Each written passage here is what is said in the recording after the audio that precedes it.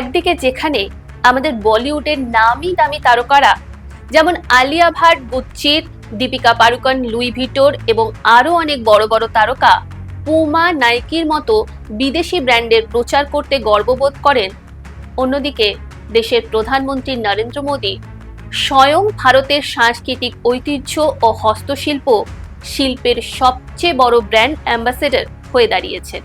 জাতীয় হস্তশিল্প দিবসে প্রধানমন্ত্রী মোদী দেশবাসীর কাছে ভোকাল ফর লোকাল হওয়ার জোর আহ্বান জানিয়েছেন। বিশ্বের প্রায় ৯৫% হাতে বোনা কাপড় ভারতেই তৈরি হয় এবং প্রতিটি সুতোর পেছনে লুকিয়ে রয়েছে দেশের লক্ষ লক্ষ তাঁতির কঠোর পরিশ্রম ও নিরলস সাধনা।